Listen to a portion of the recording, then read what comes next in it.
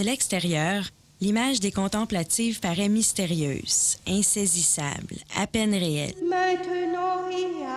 Mais lorsqu'on les côtoie 24 heures sur 24, on découvre leur humanité, leur vulnérabilité.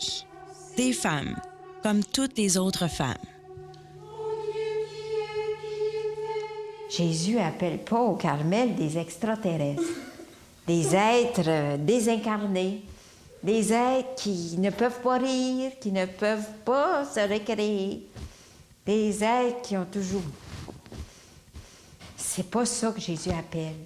Puis si on devient comme ça, là, on est mieux de partir. Que son visage s'illumine pour nous. Il est difficile d'imaginer qu'on accepte autant de renoncements. Elles ont choisi de leur plein gré de laisser physiquement leur famille, leurs amis. Elles ont renoncé à la vie sexuelle, à la maternité, à la vie professionnelle, à l'argent. Pourquoi?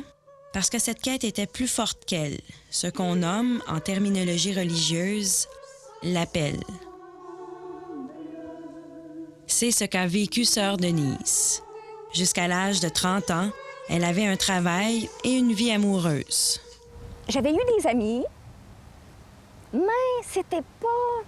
Je les aimais, mais c'était pas la sorte d'amour que je recherchais en dedans de moi. C'était pas le besoin d'amour que je ressentais, qu'eux autres pouvaient m'apporter, que moi je pouvais leur apporter.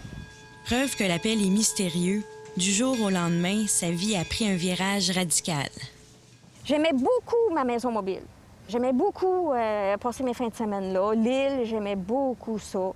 L'auto, ça aussi, ça, moi, voyager, j'aimais beaucoup voyager. Puis je fumais aussi. Que là, j'avais dit au Seigneur, là, si c'est vraiment à ma place, là, faut que tout se règle, là, très vite. Tout s'est réglé très vite. Tout a été vendu, tout s'est fait vite, vite, vite, vite. Mais sauf la cigarette, là, j'ai arrêté de fumer. La dernière cigarette, je l'ai fumée avant d'entrer. Je l'ai éteinte avant à la porte. D'autres, comme sœur Rosella, ont compris très rapidement leur vocation. Moi, c'est toute jeune, toute petite. Est-ce que c'était le milieu où je suis née, mes parents? J'ai découvert toute jeune que je n'étais pas seule, que Dieu habitait vraiment au plus profond de mon être, de mon cœur.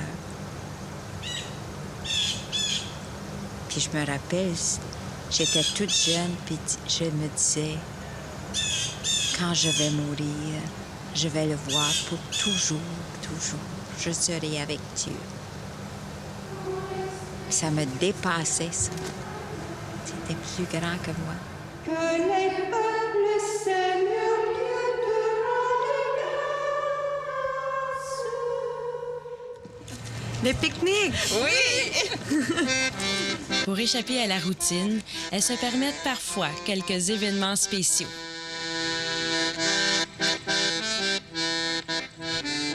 Une fois par année, elles organisent un pique-nique où le rire, le chant et la danse sont à l'honneur. Ça s'est jamais vu, ma sœur! Ah, c'est le fun!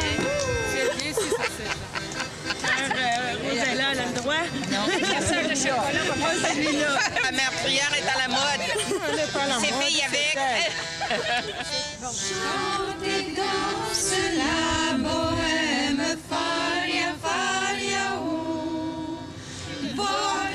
C'est aussi l'occasion de transgresser la diète quotidienne et de s'offrir quelques gâteries. Oh, délicieux. C'est pas ordinaire. Franchement, des gâteries du bon Dieu.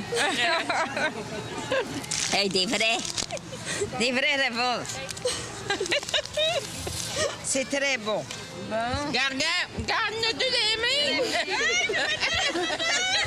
C'est bon. Soleil. Même la taquinerie est au rendez-vous. Elle avait une visière tout croche, ça lui donnait l'air d'un bum. Mon Dieu. Hey, là, je vais être de plus en plus laide. Ça, c'est le monde moderne. Ça, c'est bien. Ça, c'est l'évolution.